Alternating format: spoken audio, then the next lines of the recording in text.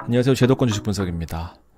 주식 투자로 성공하기 힘든 분들은 ETF 투자하시면 성공 가능성이 매우 커집니다. 기본적으로 성격이 급하신 분들이 주식을 잘 못하거든요. 여러 가지 이유가 있겠지만 주식 가격이 움직이는 요인들에 대해서 한번 살펴보는 시간을 준비를 해봤습니다. 시장은 좋거든요. 지금 위에 3대 지수 S&P 500, 나스닥 그리고 다우 보면은 계속해서 우상향하고 있는데 근데 주식은 생각보다 좋지 않다라는 이제 그런 분들이 생각보다 많습니다. 그리고 이제 골드거든요. 이제 금은 에이스 KRX 금 현물을 투자하시면은 포트폴리오에다가 한 5에서 10 정도를 담아두시면 지수와 찰떡궁합입니다. 시장이 빠질 때는 많이 오르고 시장이 안 빠질 때는 조금 오르고 뭐 이런 형태로 금 투자하신 분들은 이제 그 위력을 아실 것 같고요. 그다음에 채권은 정말 또 한번 기회가 오는 것 같더니 다시 한번 힘든 시기를 겪고 있기 때문에 TMF를 위주로 저희 팀 제도권에서 같이 투자를 하고 있습니다. 싸게 잘 사고 있는데요. 생각보다 좀 오래 걸리고 있어요.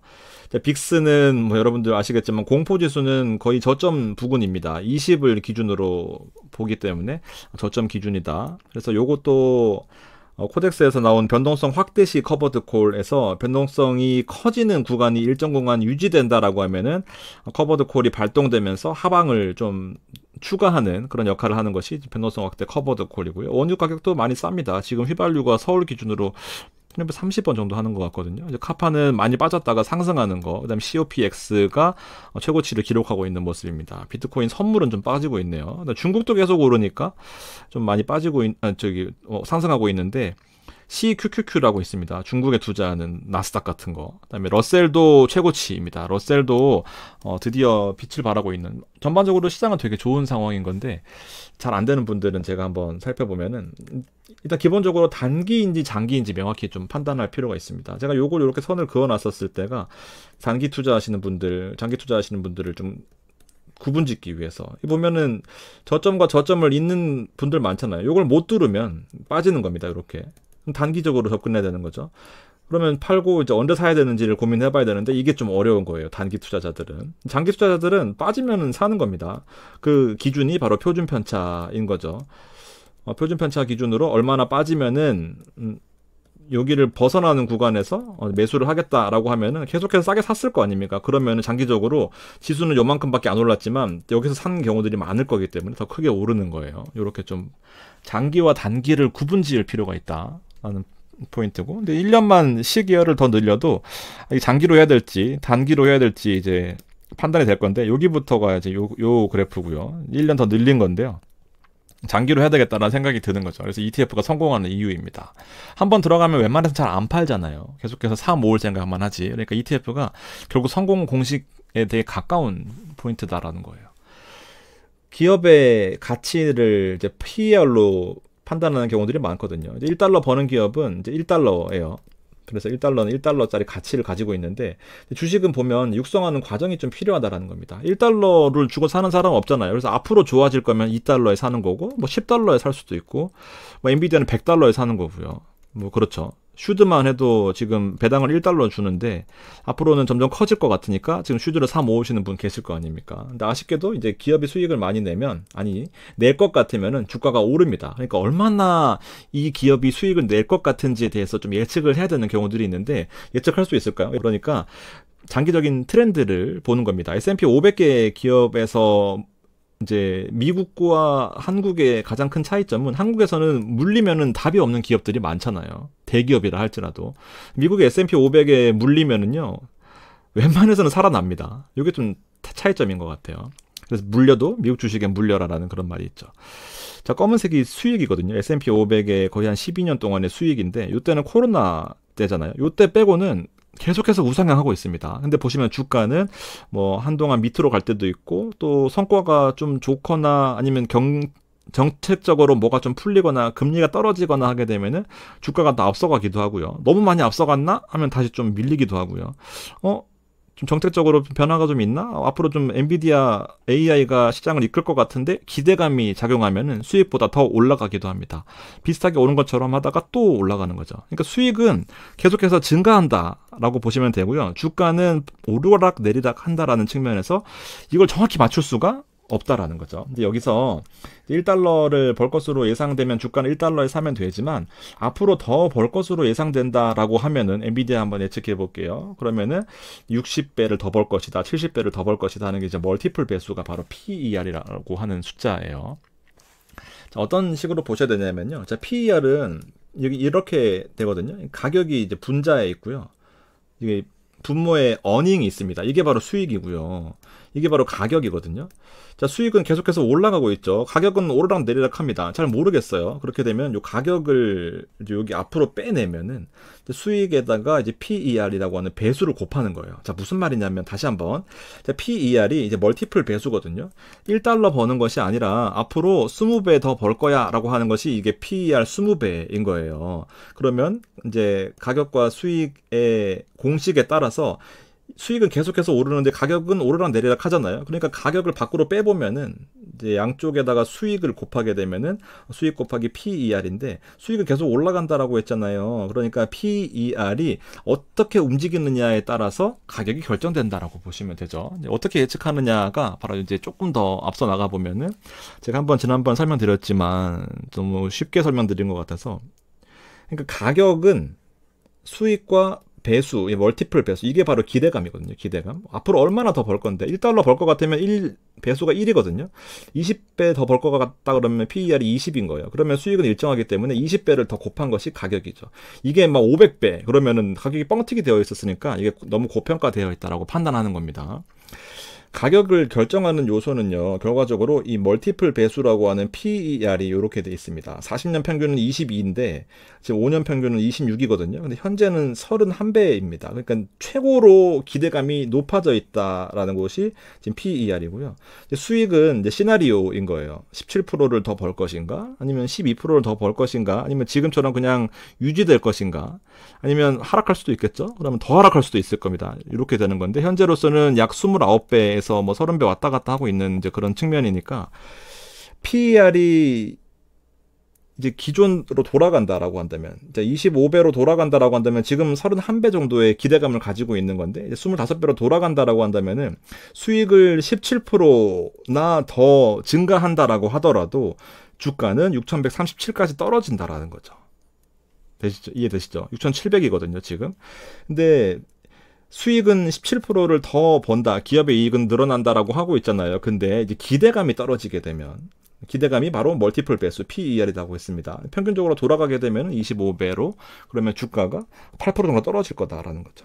반대로 또 여러 가지 시나리오가 있는 거예요. 요렇게 수익이 늘어나지만 또 지금처럼 이 PER 기대감이 유지된다라고 한다면은 이제 플러스가 되는 겁니다. 신기하지 않나요? 좀 더 올라갈 거예요. 그러니까 결과적으로 시장에서 지금 더 중요하게 보는 거는 수익을 계속해서 올라갈 거니까 크게 신경 안 쓰는데요. 결국 기대감입니다. 기대감. 이 멀티플 배수가 지금 보면 AI도 오르고 SMR도 오르고 로봇도 오르고 뭐 비행 택시도 오르고 데이터 센터도 오르고 소프트웨어 오르고 다 오르잖아요. 여러분들이 사는 종목들 빠진 거 별로 없습니다. 이제 그나마 좀 하락한 섹터가 이제 에너지 그리고 바이오 헬스케어 쪽이거든요. 이제 XLE나 이제 XLH로 대표되는 요런 포트폴리오가 있고, 여기에 이제 우리나라에서 바이오 헬스케어가 지금 코액트에서 하는 바이오 헬스케어 액티브가 있거든요. 요것도 한번 살펴볼 필요가 있습니다. 제가 얼마 전에 이 타임폴리오 나스닥 100을 설명해드리고 나서 이거 반응이 되게 좋았거든요. 자, 아무튼 수익보다 더 중요한 게 뭐다? 기대감이다라는 거예요.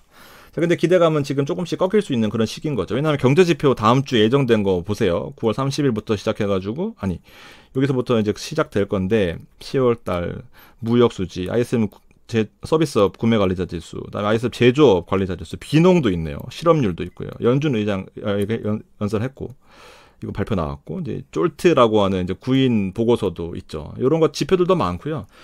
기사도 한번 제가 중요한 것만 캡처해 왔는데 선불로 달라라고 하고 있습니다. 돈 미리 달라고 하고 있어요. 미친놈 같습니다. 관세 100% 압박인데 이제 의약품 쪽에 관세를 또 부과하겠다. 반도체 수입 물량만큼 또 미국 내에서 생산해라. 뭐 하여튼 여러 가지 이슈들이 당장은 기대감을 좀 떨어뜨릴 수 있겠다. 그래서 이 기대감이 다시 늘어날 때까지 기다려야 되는 거죠. 기다려야. 또 언제 팔고 또 그러지 마시고요. 수익은 보시면 계속해서 증가한다라는 것이 데이터로 나와 있습니다. 앞으로 분기별로 실적이 증가할 것이다. 증가할 것이다. 그러니까 수익은 증가하고 있는데 기대감 때문에 주가가 좀 움직이는 건데 지금 팔고 나가겠다? 그러면은 좀 아쉬운 그런 상황이 될 수 있습니다. 그래서 이런 기대감 때문에 팔고 사고 하지 말고요. 수익이 오르면은 기대감은 요렇게 움직이면서 계속해서 올라갈 거다라는 거죠. 그러니까 결국 뭐다? 장기 투자해야 된다. 심지어 뭐 개별 주식이라고 다를 건 없겠지만 개별 주식은 종목적인 개별 리스크가 크기 때문에 조금 더 인사이트가 필요한 것 같습니다. 조금 더 길게 보시거나 조금 더 자금적인 여유가 있어서 없다고 생각하고 투자하면 좋은 결과가 있는데 대부분은 그렇지 않으니까 ETF로 분산해서 투자하면 낫다라는 거죠. 그러니까 다시 한번 정리해드리면 수익은 계속해서 올라가요. 주가는 어떻게 된다? 이렇게 된다. 뭐 때문에? 기대감 때문에. 요 정확히 여러분들이 기대감을 맞출 수 있을까요? 이러다가 또 말 한마디 바뀌어버리면 시장 확 튀잖아요. 금리 인하하면 확 튈 거고 그런 식입니다. 그래서 뭐 하루아침에 실적이 늘거나 하진 않고 꾸준히 늘 거니까 뭐 여러분들이 기대감 때문에 팍 튀는 종목들이 결국 PER 때문에 움직이는 거거든요. 멀티플 배수. 수익은 없어도 됩니다. 더 중요한 건 PER, 기대감이다. 적어도 분기마다 확인되는 것이 수익 인증이고요. 3개월마다 분기 실적이 발표되니까 장기 투자가 목적이어야 됩니다. 주식이나 ETF나. 그래서 한 번에 몰빵하는 포트폴리오는 제가 짜본 적이 없어요. 한 10억 넘어가시는 분들은 무조건 분산입니다. 제가 미친놈처럼 이걸 S&P 500에 다 담을 수 있을까요? 안 될 거거든요. 그래서 운이 좋아도 몇 번 성공하더라도 결국 무너질 거예요. 개별 종목을 투자하는 분들의 항상 큰 리스크가 다시 돌아가는 거죠. 이게 좀 크다라는 거고 운을 바라고 투자하려면 뒤가 있어야 됩니다. 내가 월에 한 3천만 원씩 벌어요. 그러면 3천만 원 투자할 만하죠. 500만 원 벌면 500만 원 투자할 만합니다. 근데 뒤가 없다라고 몰빵 해놓고 기다린다라고 하면은 한두 번 흔들리는 거에 매도하고 다시 팔고 사고 팔고 하다가 결국 망하는 거예요. 그래서 지표들도 이렇게 보면은요 여러 가지 지표 해석들 많잖아요. 근데 제일 중요한 건 뭐다? 수익보다 기대감이다라는 거고 이런 지표 해석하는 것도 여러분들이 전문가들이라고 하는 사람들의 말을 들으면 이게 지금 보면 뭐 저점일 수도 있고 고점일 수도 있잖아요. 반등하는 것처럼 보일 수도 있고 떨어지는 것처럼 보일 수도 있고 이제 거기서 이제 헷갈린다. 내가 믿는 전문가가 이거 반등하는 신호라던데 주가 빠지고 맛이 가는 거고요. 빠진다는 신호던데 주가 오르면 맛이 가는 거예요. 이걸 어떻게 맞추겠습니까? 그런데 하락하네 저점이네 뭐 이게 50 이하로 떨어지면 제조 관리자들 되게 중요한 지표잖아요. PMI 지수. 50 밑으로 떨어지면 안 좋은 거거든요. 근데 이게 보면 50 하회하니까 앞으로 올라갈 수도 있겠네. 혹은 경기가 안 좋아질 수 있겠네. 못 맞춥니다. 그러니까 꾸준하게 장기 투자하는 것이 결국 답이다. 왜냐? 실적은 계속해서 올라가는데 이렇게 될 거니까. 미국은 기준금리 인하에 대한 기대감도 있잖아요. 그래서 좀 떨어질 것 같으니까 한번 팔아보고 나중에 올라갈 때 그때 살게요. 혹은 뭐 이렇게 잘 한번 살고 팔고 해보겠습니다 하면서 마켓 타이밍에 대한 손실이잖아요. 제가 지난번 방송에 했었던 것처럼. 꾸준히 그냥 10,000불 가지고 20년 동안 투자하면 60,000불 벌 거를 좀 빼볼까? 좀 잠깐 시장이 안 좋은 것 같은데 하면서 열흘 동안 이 베스트 타이밍을 놓치면 반토막 나고요.